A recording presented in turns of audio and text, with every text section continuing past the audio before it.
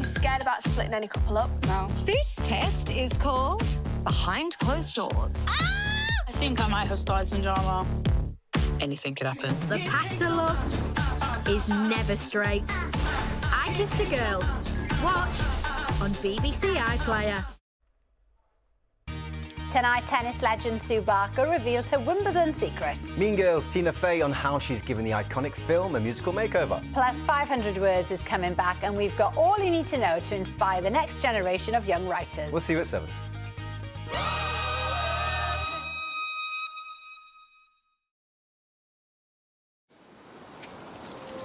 This is BBC One in the Northwest. Now the BBC News with Clive Myrie and Roger Johnson at 6 o'clock.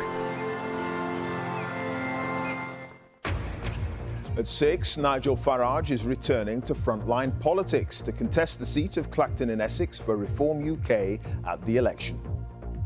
He's changed his mind about standing again for Parliament because he says he didn't want to let down millions of people who want change. It comes as Keir Starmer says he'd use nuclear weapons to defend the UK, while Rishi Sunak wants to make biological sex a legally protected characteristic. We'll have all the latest news from the campaigns. Also this evening, around 500,000 people are left with no child benefit payments after processing problems at HMRC. And I'm here in Newcastle as England's footballers face one of their final warm-up games for Euro 2024. In the northwest, Cunard names its latest cruise liner in Liverpool as the crowds turn out to welcome Queen Anne. And stuck in the house for half a year, the Lancashire pensioner stranded at home after his hip operation was cancelled 3 times.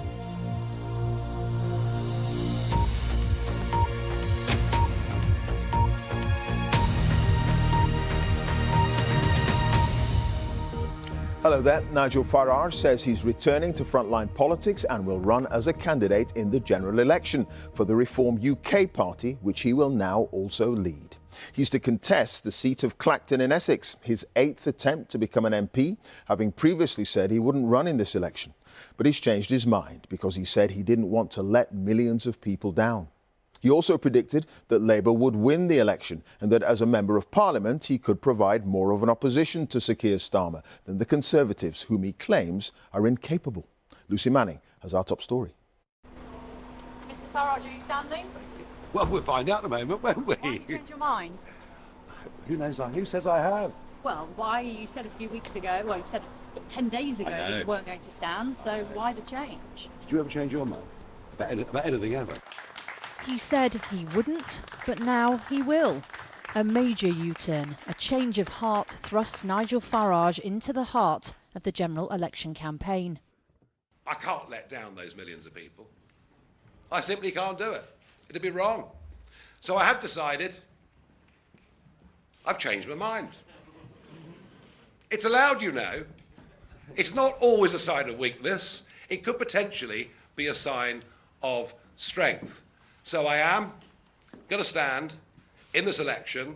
Margaret Thatcher famously said she wasn't for turning. You are obviously for turning. Why the massive U-turn all of a sudden? This is the old thing about hearts and heads, isn't it?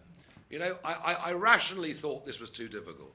I've changed my mind because I can't let down millions of people who would feel let down by me unless I was at the front and led this charge over the course of the next 5.5 years. A Reform UK source says Mr Farage loves the theatre of it all, and he's certainly put himself centre stage at this election. The worry for the Conservatives is that he will divert votes away from them. Mr Farage, who'd been called a chicken for not running, was also announced as the new Reform UK leader, unlike other parties, without any sort of vote. When the election was called, Mr Farage had said it was too soon, and he was also too busy with US politics. 6 weeks is such a short period of time to fight a parliamentary constituency and promote the cause around the country. And, you know, I think Rishi Sunak has wrong-footed an awful lot of people, myself included.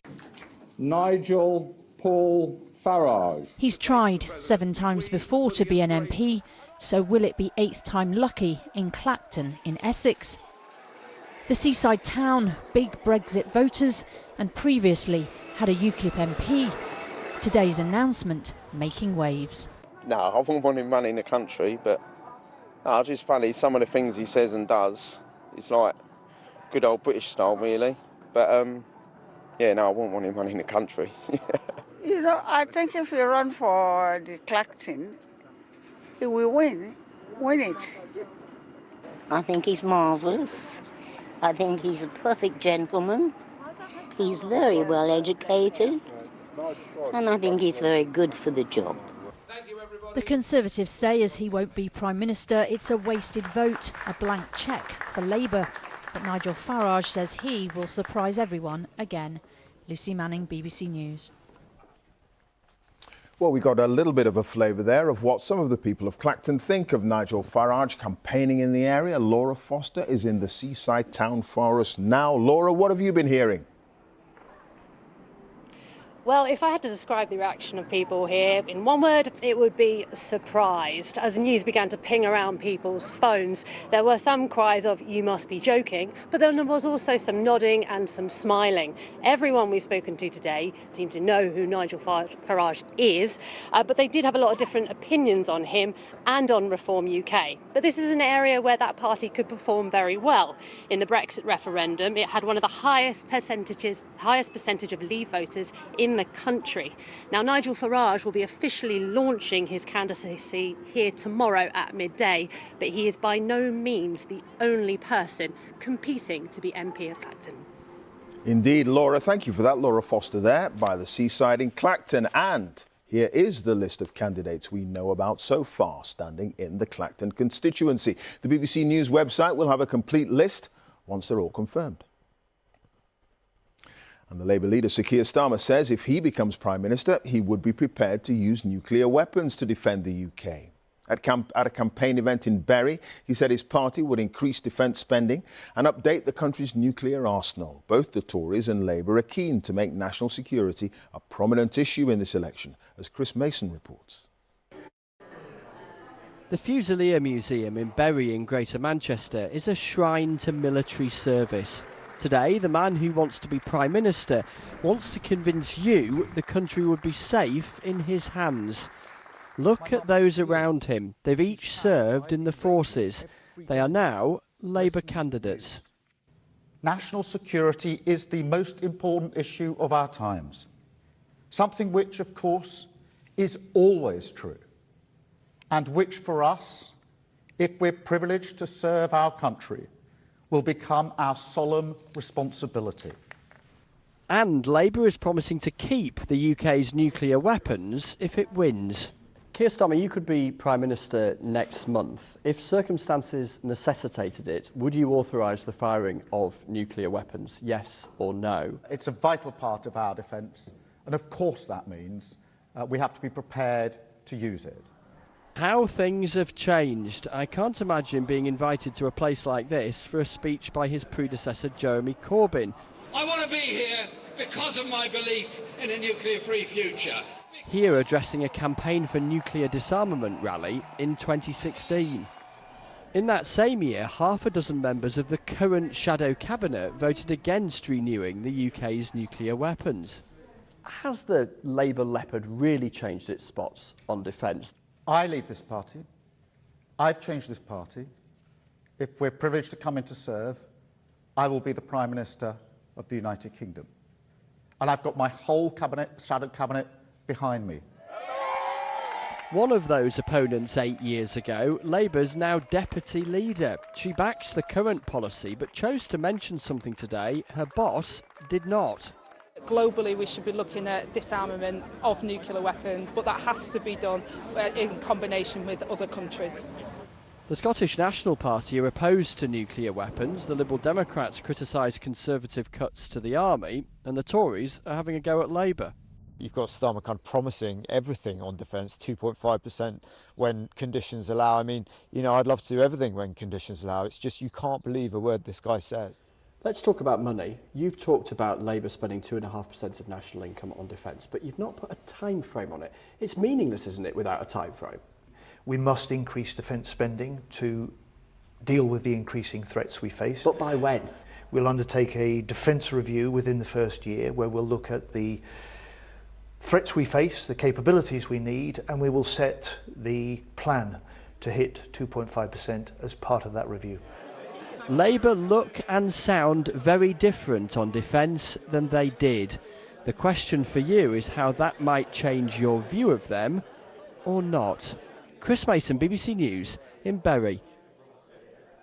Well, the Conservatives say they want to update equality laws to define sex as someone's biological sex. Now, they say current confusion over definitions cannot be allowed to continue, and updating the law would make biological sex a protected characteristic. That means it would be easier to create protected spaces for women and girls. Now, Labour say they wouldn't amend the law and accuse the Conservatives of stoking a culture war. Here's Alex Forsyth. Flanked by young footballers, the Prime Minister claimed today he was tackling an issue to improve the safety of women and girls. The Conservatives want to change the Equality Act, so sex would mean biological sex. They say that would make it clearer that single-sex spaces, from public toilets to refuges, can be for biological women and girls only, not those born male, even if they've legally changed their sex on their birth certificate.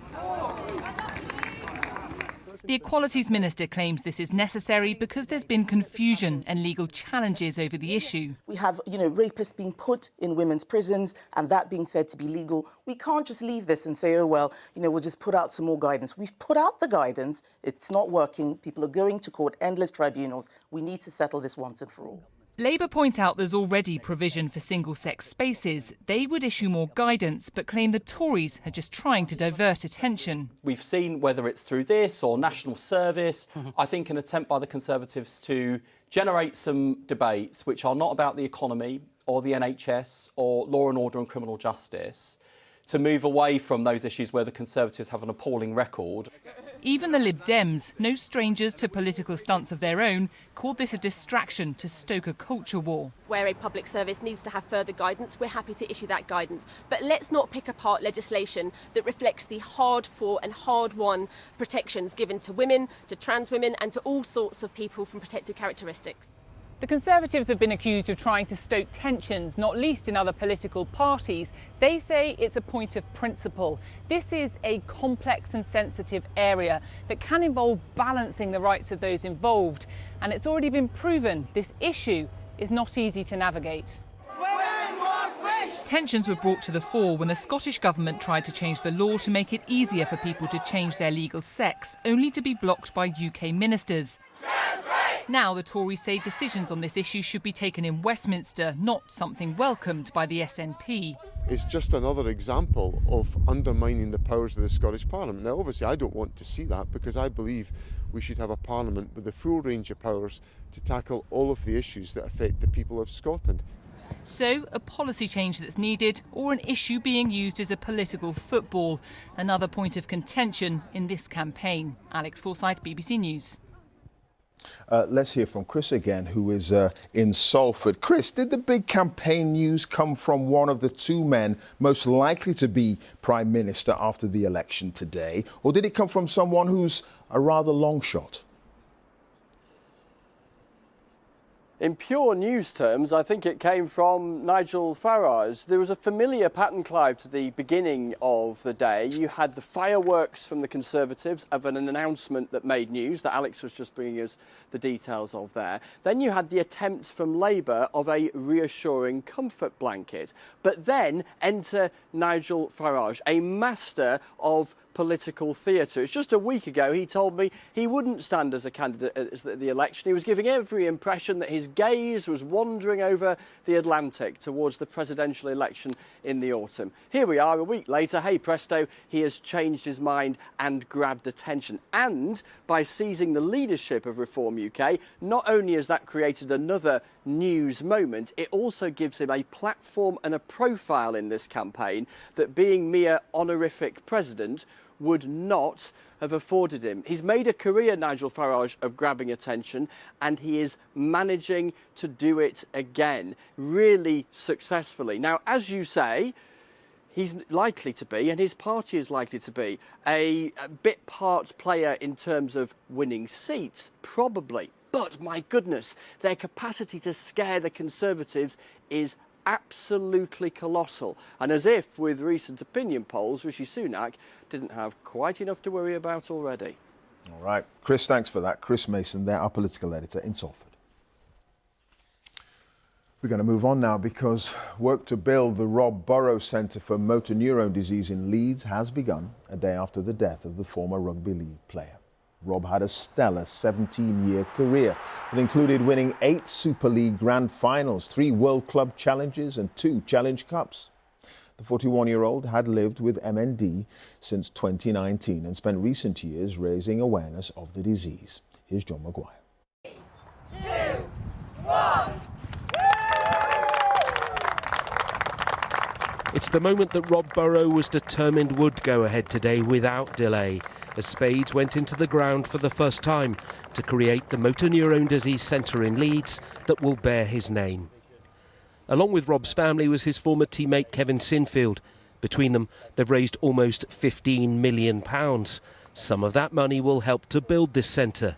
It will be Rob's legacy. I wish you could have seen the outpouring of love. I think we all lose special people, but it's very, very rare you lose someone who's so special to so many different people. Rob's family say this new facility meant the world to him, and despite this being such a difficult day, it's a very proud moment. It's just amazing to be here today for Rob, and we're flying the flag and we'll beat the drum and we'll keep doing it and raising money, and we will get a cure. Not just the care centre, but a breakthrough for people with MND, so it's not the hell on earth that it's been. Rob played a part in designing the centre, purpose-built and a one-stop shop for patients and their families. Well, in the hours since Rob's death, the tributes have built and built here at Headingley. He played for the Leeds Rhinos 400 times during his career and won absolutely everything there was to win. Lots of shirts, flowers, scarves, and in particular this one seems to be the perfect sentiment. It says he was a legend on the pitch and a hero off it. The centre in his name will stand testament to his life, defined by determination and by defiance. John Maguire, BBC News, Leeds. And you can watch a special BBC News documentary, There's Only One Rob Burrow, tonight at 8:30. That's on BBC One. Now, about 500,000 people have been left without their child benefit payments today after a processing issue at HM Revenue and Customs. HMRC has apologised and say those affected will receive payments on Wednesday. Theo Leggett is here. A processing problem? What's that? That's what we're told. A problem in the computer system at HMRC. So about 1.6 million people were due to get their payments today, and the majority of them did. But because the groups of payments are so large, they go out in batches, and we're told that 3 out of 10 batches didn't work properly, which meant people were left without their money. And for people on lower incomes in particular, that can be a big problem. It's not just not getting the money, it's not knowing when they would get it either. And among those people was Susan McDonald. She's a disabled mother of 2 from Dundee. Her husband works in construction, and she told me that the family relies on this money to pay for essentials such as food and electricity. We rely on that money every week. It's £42 that you get for 2 kids, and that is a lot of money to people like myself. And I can't imagine what other people must be feeling the exact same way. It's so frustrating. Well, HMRC has now apologised, as you mentioned earlier. People will receive their payments, we're told, on Wednesday morning. And HMRC says that anyone who's incurred a direct financial loss because of not getting their payments, so, for example, if they've been fined by their bank for a misdirect debit or something like that, can apply for redress, but they have to apply for it online. Meanwhile, HMRC says the problem has been fixed and anyone due to get their payments tomorrow will get their money. All right. Theo, thank you. Theo Leggett there.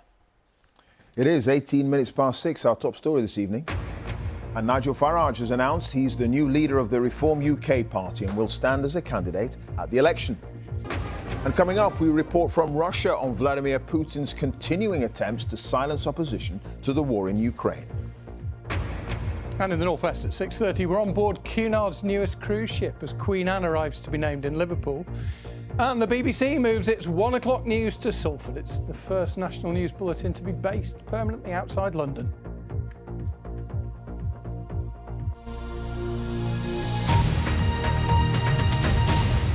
Now, ahead of the election, we're getting the latest from our reporters right across the UK, finding out what's at stake in their backyards and the key issues concerning local people. Now, this evening, we'll hear from Anna Whitaker, who's in Stoke-on-Trent. But first, David Delday is in Kirkwall in Orkney. Hi there, David.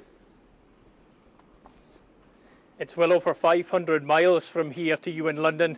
We are indeed much closer to Scandinavia, Norway, roughly 300 miles in that direction. Yes, voters in Orkney and Shetland can often feel very far away from the centres of power, but these islands also punch well above their weight, traditionally in things like fishing, farming and the oil and gas sector, and more recently with the booming cruise industry and the development of marine renewables. Now, for well over a decade, Orkney has actually produced far more power than people here use. Domestic wind turbines and solar panels, they can be seen just about everywhere. And there are plans for giant wind farms with turbines taller than skyscrapers, both on land and at sea. Energy is a hot topic. That fierce wind which creates the power means it takes more electricity to heat our homes. Fuel poverty is amongst the worst in the country, and household energy bills are often double the UK average. 6 candidates have announced they are to stand here. Orkney and Shetland has returned a Liberal MP to Westminster at every general election.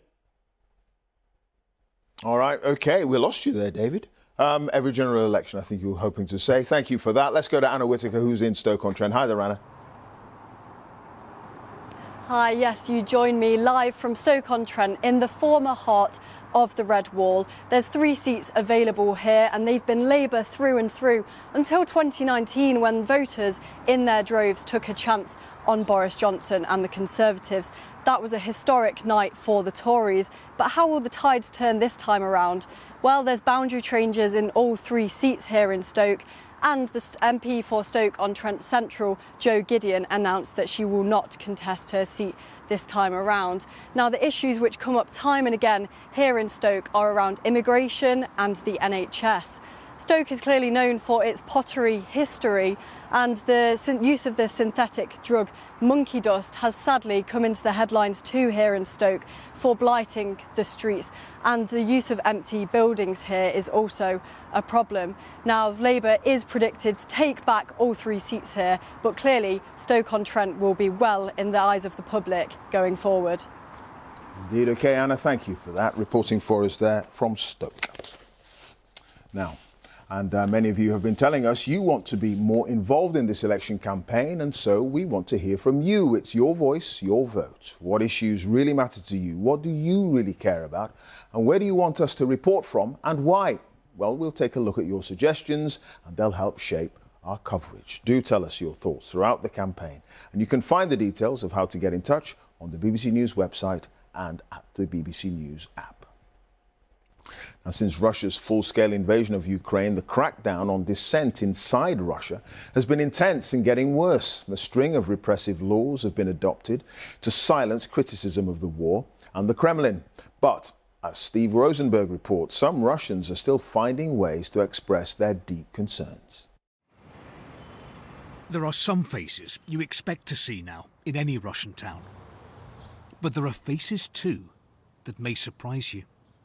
In Ivanova, this is the George Orwell Library, an oasis of free thought in an increasingly repressive Russia. Alexandra runs the library, which opened after the invasion of Ukraine. There are books on Russia's totalitarian past and dystopian novels about Big Brother controlling you. So what are the lessons of Orwell's 1984 for Russia 2024? That mankind must resist total control, total brainwashing. That everyone can protect their personal space and freedom if they understand what's going on around them, if they want to be free and have the will. There are talks, too, This one on how to overcome a sense of helplessness. Lectures and literature encouraging Russians to think about what's happening in their country. The library insists it's not breaking any laws, but the subject matter here is very sensitive. Any honest discussion about Russia's past or present can bring trouble, and trouble they have. The local businessman who's been funding the project has fled abroad, wanted by police. Now the library has been told to vacate the building. But most people in Ivanova pass the library by, for a variety of reasons. In the city centre, a big band, but no talk of Big Brother. Some here embrace the direction in which Russia's moving. We're growing more independent, Vladimir says, less reliant on the West. We're making progress, says Natalia. As Putin says, it's a new stage for Russia. And Russia's war in Ukraine? I don't watch anything about that now, Nina says. It's too upsetting. I find that for many Russians, it's too distressing to even contemplate that what is happening today carries the risk of a dystopian tomorrow. Steve Rosenberg, BBC News, Ivanova. President Biden's son Hunter has gone on trial on gun charges, which he denies. It follows his purchase of a handgun in 2018, when by his own admission he was addicted to drugs. Tom Bateman is outside the courthouse in Wilmington, Delaware. Tom, just tell us exactly what the charges are. Well, Clive, the messages of support don't come much stronger in this courtroom than the form of the First Lady, the wife of the US President, the stepmother of the defendant, Jill Biden, who has been in court to support Hunter Biden as this court case has got into its first day. I was watching from the press benches as he turned from the defence table to glance at the First Lady.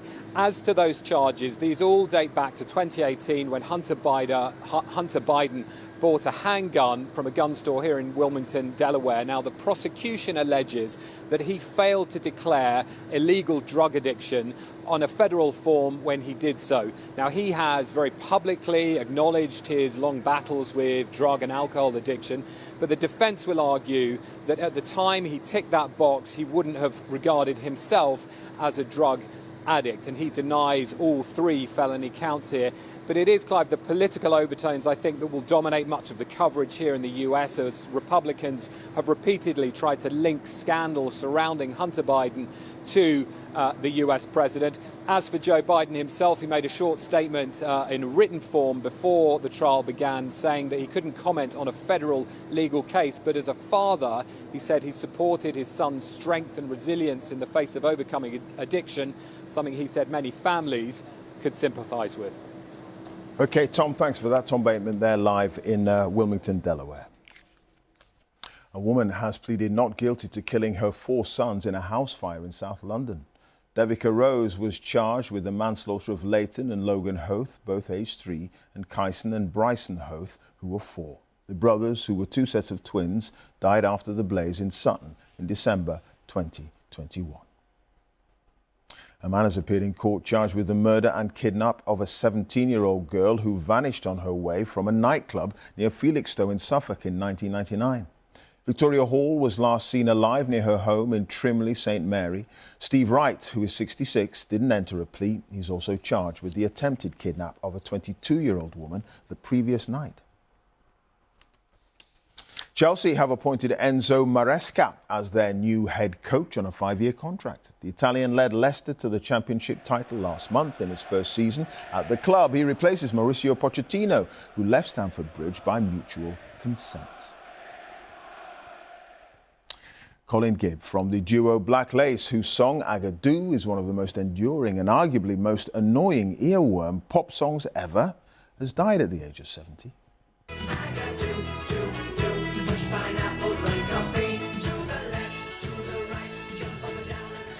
Gibb, along with his partner Alan Barton, reached number 2 in the charts in 1984. Despite being kept off top spot by George Michael's Careless Whisper, the song became a staple at parties and weddings. Oh, we were going to get a little bit more of that. Oh, that's a shame. We were also going to bring you news of the Euro matches this evening, but a few technical problems have interfered, so apologies for that. It's probably the weather. I'm not going to blame you, Stav. I'm going to blame the weather. It's probably this stat behind me. Oh dear. Clive. Well, it's the spring stats have been released. Good evening to you. One surprising thing is the May stats. It's been the warmest May on record, would you believe? And that's not because we've had scorching hot sunny days all the time. You can see the anomaly map behind me shows that the greatest anomaly has been across the northern half of the country, particularly Scotland. We've had a lot of cloud, a lot of rain. This shows the mean day and night temperatures, and nights have been consistently very mild, which is why we've seen that anomaly map greater across northern areas, and it's pushed it into being the warmest May on record. Same can't be said for the first week of June, though. Things are turning a lot cooler as we move through this week. A blast of Arctic air spreading southwards across the country really will be quite noticeable. Some chilly nights to come. Gardeners and growers do take note. Could even see a touch of frost in one or two sheltered spots. So as we head through tonight, it's going to be much the same today. We'll see plenty of cloud around, some rain getting into the far northwest, though, by the end of the night, and already temperatures started to come down here. But again, with the cloud cover, like we saw in May, that blanket's in the temperature, so it's going to be another mild night to come. But as we head through Tuesday, this weather front spreading southwards as a cold front. There'll be some heavy bursts of rain on it as it moves southwards, maybe some heavy showers across the far southeast before the rain arrives. But skies brighten up behind it, sunshine and showers for Scotland, Northern Ireland. Temperatures coming down here, last of the warm weather across the southeast, 20 or 21 degrees. Into Wednesday, we're all into that cooler air mass, blustery west-northwesterly winds. Most of the showers across the northern half of the country. Like Tuesday, they will be heavy at times across Scotland, maybe some thunder mixed into some of them. Best chance of staying dry across the south and the east, but those temperatures 10 to around 15 degrees. And it stays pretty cool with sunshine showers for the rest of the week. That's it from me, Clive. All right, Stav, thank you for that, Stav Dineos. That's it. Now let's join our colleagues for all the news where you are. Have a very good evening. Hello, good evening. I'm Roger Johnson. Welcome to North West Tonight. Thanks for joining us on this Monday evening. Our top story. We name this ship. We name this ship. Queen Anne. Queen Anne. Cunard names its latest cruise liner in Liverpool as crowds turn out to welcome Queen Anne. We're all extremely proud that this is happening in Liverpool. We feel it as our spiritual home. We are on board as Queen Anne sails in overnight to the city where Cunard was born. On this ship, on this river heading for this city, it's impossible not to feel the pull of maritime history. Queen Anne is Cunard's 249th ship, the first to be named in the company's birthplace for 25 years. Also tonight, stuck in the house for 6 months, the Lancashire pensioner stranded at home after his hip operation was cancelled 3 times. The BBC moves its 1 o'clock news to Salford. It's the first national news bulletin to be based outside London.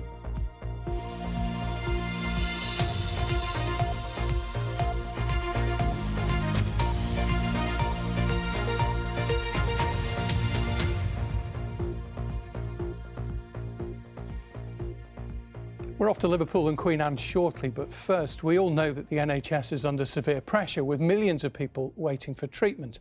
And that includes David Jakes from Accrington. He's been waiting for more than 12 months for an operation, while the target for non-urgent surgery is usually 18 weeks. Jonas Muller has been to see him.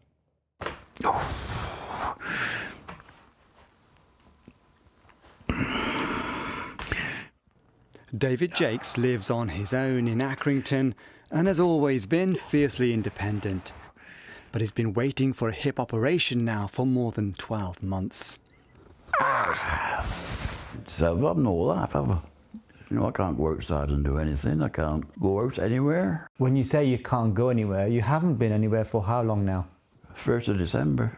You've not left the house since then? No, I took my car for MOT and that were it.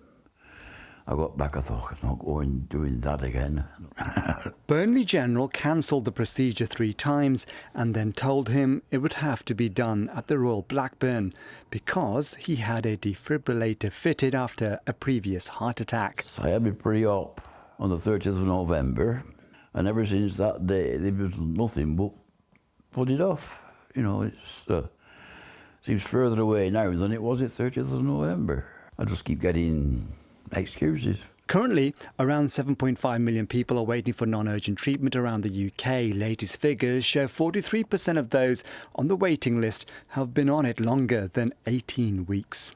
The East Lancashire Patients' Voices group said David's story is heartbreaking but increasingly common. Please don't sit back and think, I'll wait, they'll be in touch. You must notify them of any changes. You must notify them if you get worse.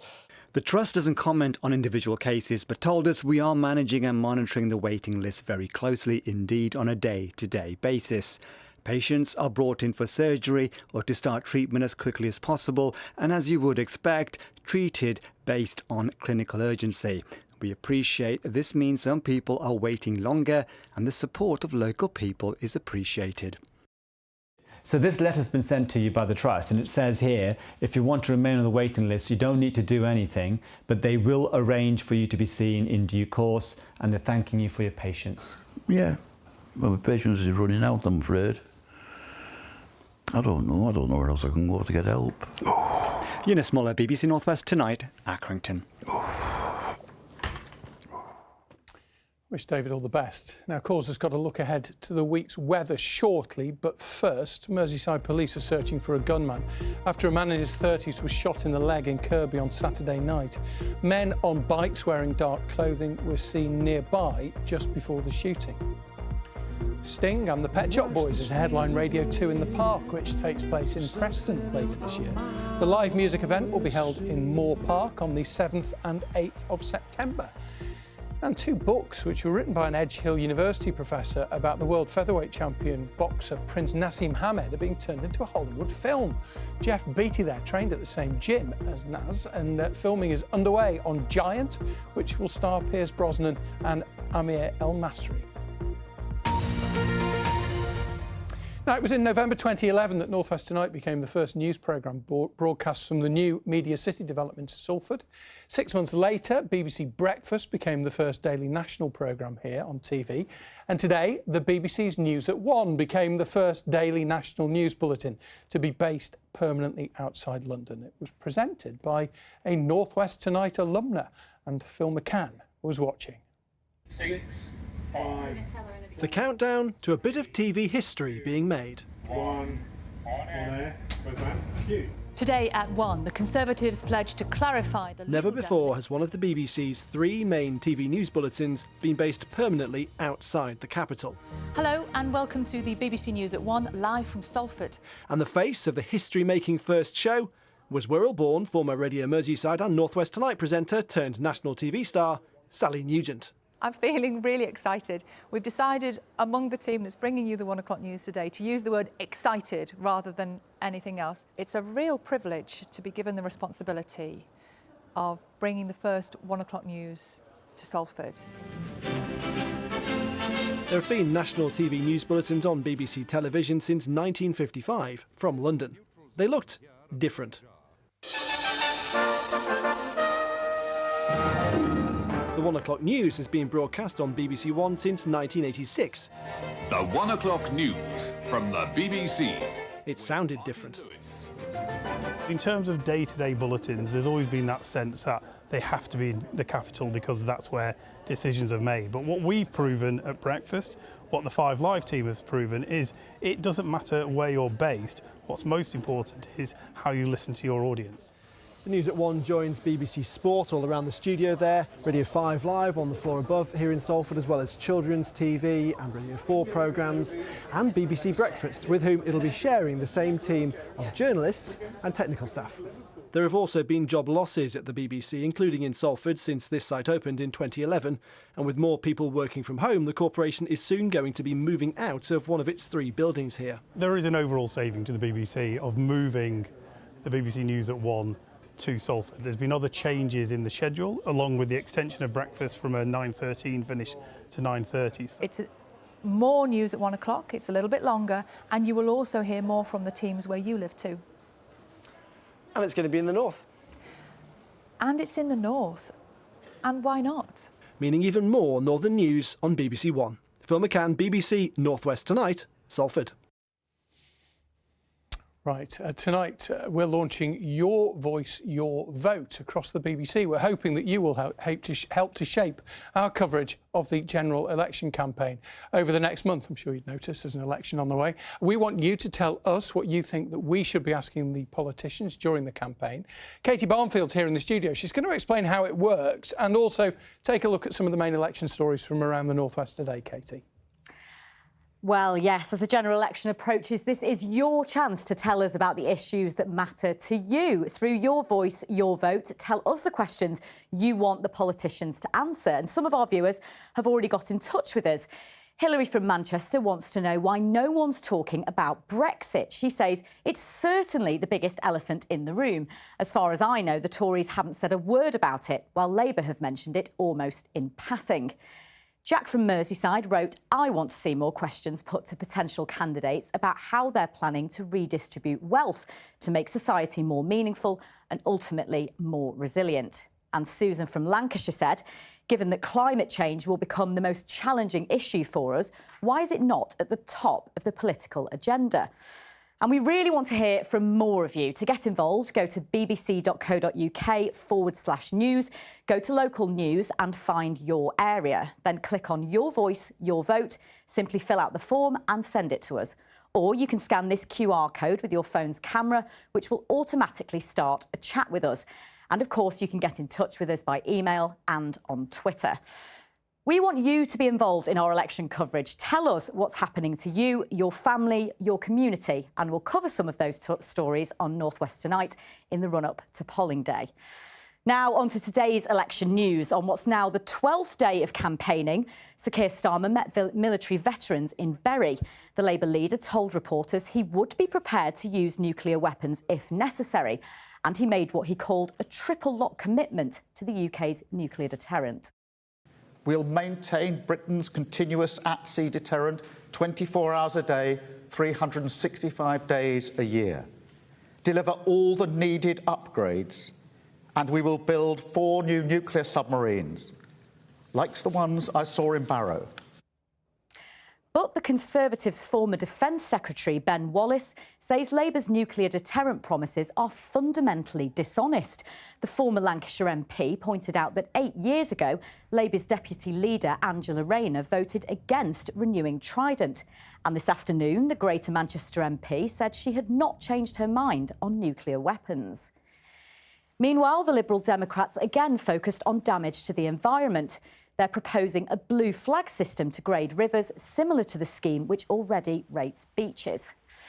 And tomorrow will be busy. Labour's battle buses in the region, Sir Ed Davies in Cheadle, and Rishi Sunak and Sir Keir Starmer take part in the first televised debate. Roger. Katie, thank you. I suspect the spotlight will increasingly turn to this region. It's a key battleground. Katie Barnfield there. We're going to do that every night, just so you know. Annabelle will be here quite a few nights just to round up all the main events that have been going on around the region every day. And I expect during the course of the campaign, we will hear from the main party leaders here on the sofa. Now, Everton Football Club's search for new owners goes on tonight following the collapse of a possible takeover by the US company 777 Partners at the weekend. They failed to meet the deadline to prove they've got enough money to buy the club, so the current owner is now exploring other options, as Richard Askham now explains. These are uncertain times for Everton, with 777 Partners' protracted attempts to buy the club collapsing. But with growing concerns about the Miami-based consortium's stability and financial clout, some observers feel the Blues are in a better position now than they would have been. A parting of the ways between Farhad Moshiri and 777 is in the best interest of the club. There are certainly American investors who are very keen on Everton. It therefore just comes down to an issue of price and perhaps some people being willing to swallow their pride in having to take a discount on their current position. A position that has to take into account major debts and an expensive new stadium to complete. There's an argument for saying that perhaps the club isn't quite worth it. So therefore, if you're willing to offer a lower price, who's willing to take a haircut in terms of their current position? But if the price is right, a deal can be done. Yeah, well, we're going to stay in Liverpool because, as we mentioned at the start of the programme, it was an historic day on the River Mersey today with the first naming of a Cunard ship in 25 years. The Queen Anne arrived at about 5:30 this morning. Anne has been the main attraction in Liverpool all day. Thousands of onlookers have lined the banks of the Mersey to see her. Our Merseyside reporter Andy Gill is live for us on the pier head now. And Andy, you were on board at 5:30 this morning as she came in from Belfast. That's right, Roger. Our stay on the Queen Anne, a bit like the Queen Anne's own stay in Liverpool, all too brief. Just had one night as she sailed from Belfast, but we did have the chance to talk to a lot of the crew and the officers and the passengers as well, and also get a lot of steps in. We walked several miles from different parts of the ship to the other parts, but it was a memorable journey across the Irish Sea. The Queen Anne arrives in Liverpool in a grey dawn.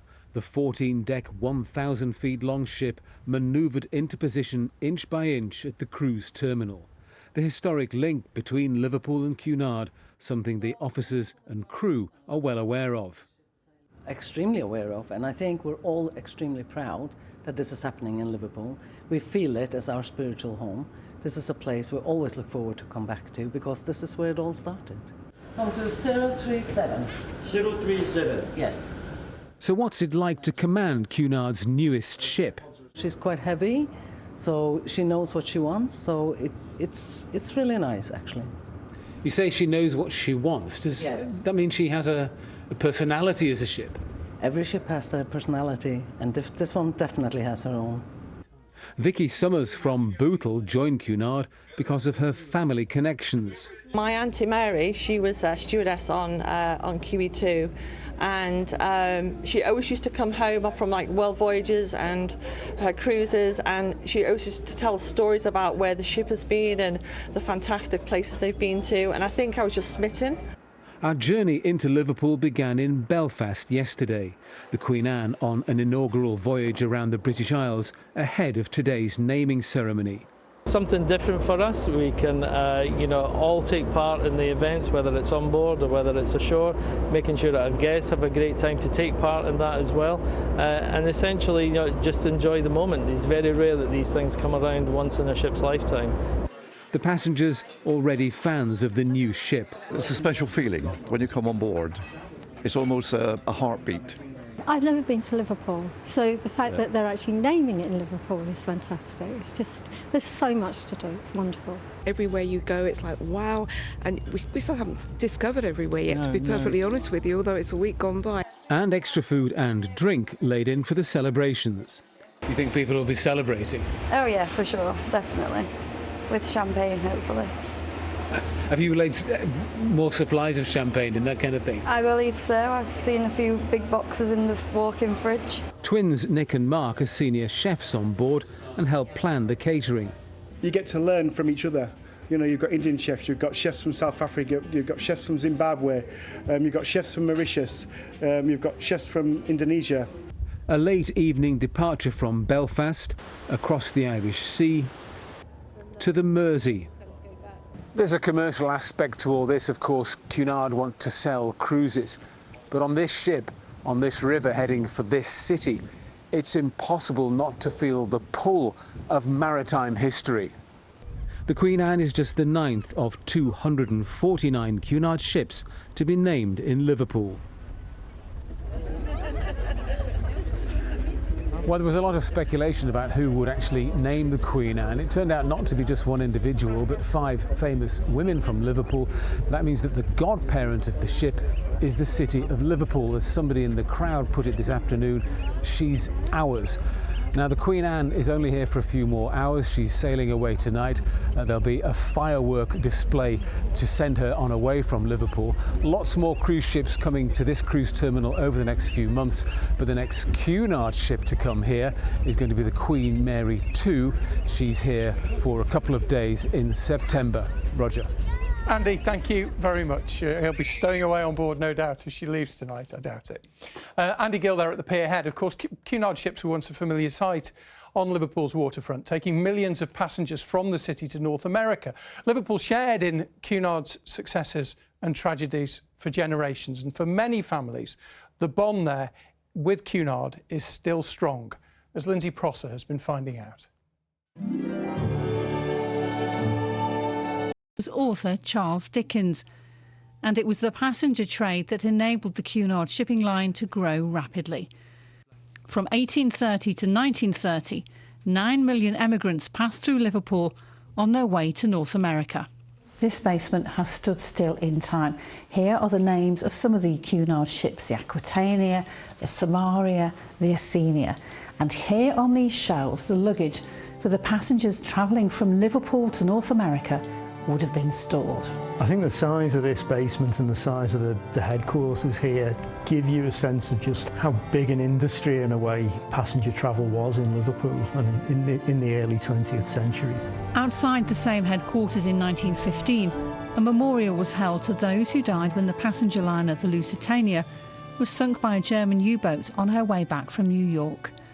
Of the 1,100 who were killed, 600 were from Merseyside.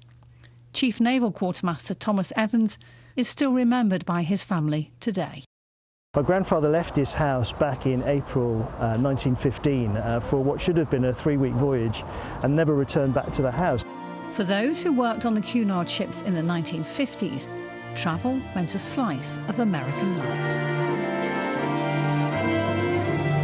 Billy Harrison's cine film captured his time at sea, and he and his shipmates were known as the Cunard Yanks.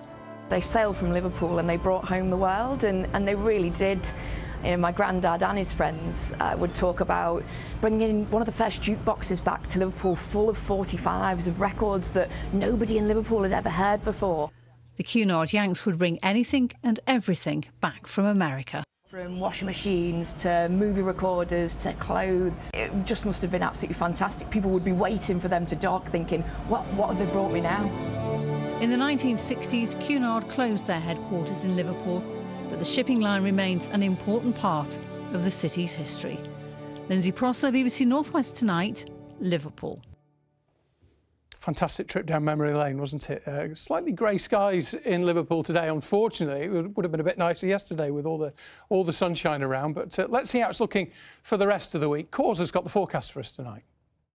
Thank you. Good evening. Well, it's been a mostly cloudy day today for many of us. And despite the grey weather, we've had some lovely pictures still sent in from our weather watchers. This one here in Wigan. Now, looking ahead, well, we are expecting, once this front clears through, 2 more fronts to arrive in. That will bring some showers for a time and rather blustery conditions overnight tonight and for tomorrow as well. Now, for the time being, it's still largely dry out there. A lot of cloud still. But by the end of the night, we're going to see thicker cloud and some outbreaks of showery rain arriving in too. But for the time being, it's still quite mild. Temperatures overnight holding up at around 12 to 14 Celsius. For tomorrow morning then, cloudy and rather grey with some outbreaks of showery rain. Now, some of this rain may be quite heavy for a time as it spreads through during the morning. By the afternoon, though, we'll start to become drier and clearer. A few sharp showers further towards the south, but for Cumbria, for the Isle of Man, some spells of sunshine and temperatures, well, fresher, 12 to 15 Celsius. Looking ahead, well, those fronts clear through and then we're left with sunshine and scattered showers for Wednesday. Some of these showers will be heavy, potentially thundery, and it is a blustery day too, especially up over the fells for the Pennines, gusts of 40 to 45 miles per hour and remaining quite fresh with temperatures generally reaching around the mid-teens. The next few days after that, a similar story, a case of sunny spells, scattered showers, breezy at times and temperatures similar. We're looking at highs of around the mid-teens at best. And that's your forecast for now. Oh, it's not too bad, is it? But it could be worse. We're going to go back to Queen Anne in just a moment. But just a quick reminder, if you were watching a little earlier, Katie Barnfield talking about Your Voice, Your Vote. If you want to tell us the kind of questions you want us asking while we're out and about talking to the politicians over the course of the next few weeks, you can go to the BBC website, go to bbc.co.uk/news, go to local news, find the North West, find your area, click on there, and you'll be able to put your questions to pass them on to us, and then we'll be able to ask the questions. And of course, you can always get in touch in all the usual ways. Email is nwt@bbc.co.uk. You can find us on Twitter, X as it is now, @BBCNWT, and elsewhere on social media as well. And you'll be able to chat to us. Let's just get a final few thoughts on the Queen Anne and the official naming this afternoon from Andy Gill, who's still at the pier head for us tonight. And it was drew quite a crowd, didn't it, in the end, the number of people that were there? Well, you know, Roger, Cunard Day is always a big day in Liverpool. Yes, other cruise ships come here and come here quite regularly, but there is something about the Cunard ships that really draws the crowd. There are still hundreds of people here taking pictures of the ship, taking pictures of themselves with the ship. The celebrations for the naming have not finished yet. Andrea Bocelli was singing down here earlier. They've set up a stage just down the river here, but there's more music tonight. Students from the Liverpool Institute of Performing Arts are there. The DJ and actor Craig Charles, of course, is from Liverpool. He's doing a DJ set. All that happening before the ship sails away. I mentioned earlier that the people who named the ship were these 5 women from Liverpool.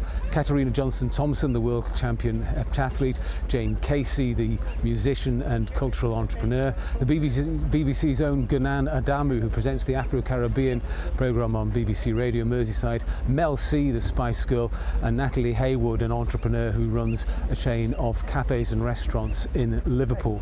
It's unusual for that to happen, but the idea is that this ship is now belongs to, in a way, belongs to the city of Liverpool, and it just strengthens again that bond, that historic bond between Cunard and Liverpool. Andy, just a final thought. It underlines, doesn't it, Liverpool's determination to try and get more cruise ships coming into the port of Liverpool there, to the pierhead, to try and take some of the business perhaps from other ports in the UK. It's an important part of the local economy, and the cruise line terminal behind me here is now being run by an outside company. The council ran it for quite a long time, but they want to expand it and make it even bigger so you can get 2 enormous ships in at once, and an outside company is now running that. I don't have the figures off the top of my head, but the amount of money that the visitors from the cruise ships bring in when they get off the ship and they go round and they do football tours, they do Beatles tours, all that kind of thing. It's worth many millions of pounds a year. So yes, for Liverpool, it's an important part of the local economy, and they're really, really, really keen to get more ships in, not just Cunard ships, but ships from the Royal Caribbean, from Viking, from Disney, of course. All those kind of cruise ships bring people in, bring money into Liverpool. Cheers. Thanks, Andy, very much indeed, talking to us there from the pierhead in Liverpool. Andy Gill there talking about the end of the day on which the Queen Anne was named on the Mersey in Liverpool. Fantastic. And as Andy said a little earlier in the programme as well, there's a chance to see that firework display tonight, just either side of 10 o'clock, about 10 to 10 to 10 past 10, as the Queen Anne makes her way out on her voyage from Liverpool. We'll leave you with some of the amazing images from that landmark day on the Mersey as Queen Anne was named in Liverpool, the birthplace of Cunard. Thanks for watching. Good night.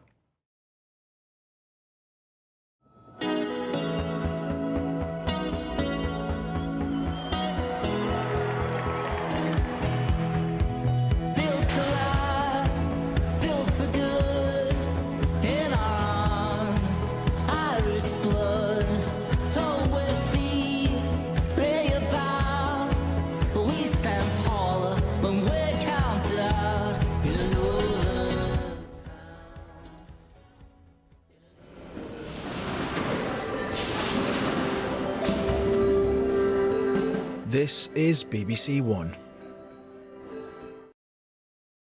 Now a party election broadcast by the Conservative Party. Pandemic, war in Europe and the Middle East, a reckless dictator in Russia, China, illegal migration fueled by criminal gangs. We've faced unprecedented challenges here at home because of global insecurity. But by sticking with the plan, Rishi Sunak is steadying the ship and making progress. Inflation is down from over 11% to near 2%.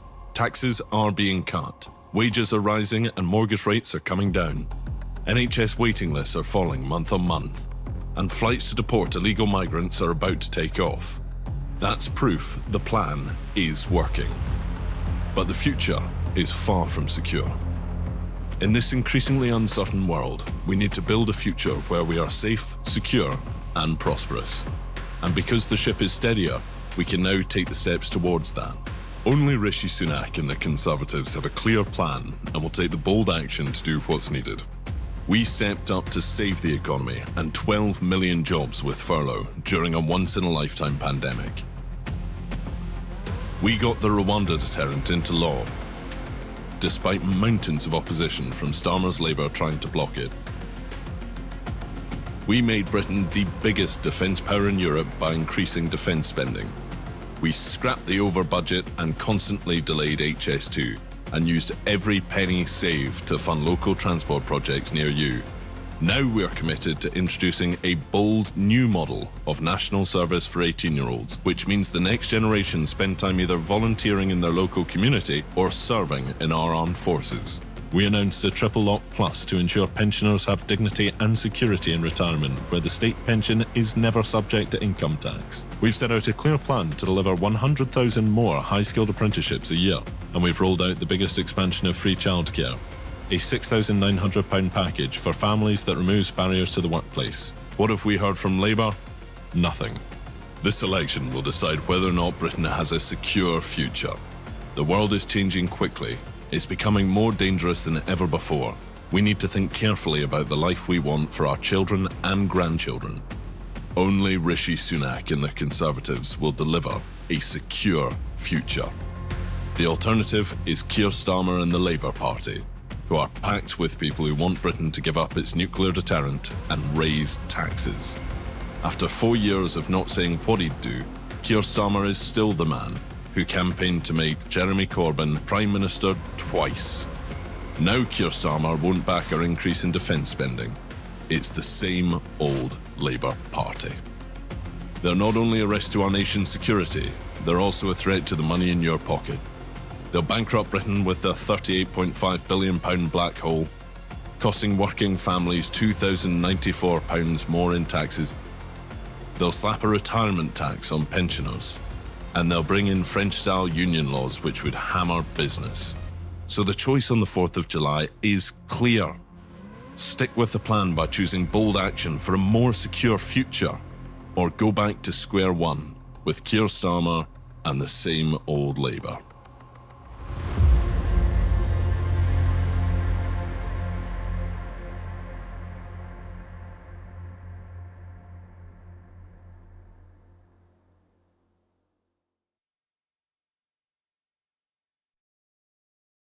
That was a party election broadcast by the Conservative Party. Party election broadcasts can be viewed on BBC iPlayer. Why do you want to adopt? Andy and I have a lot we can offer as parents. The child needs a mother. The child needs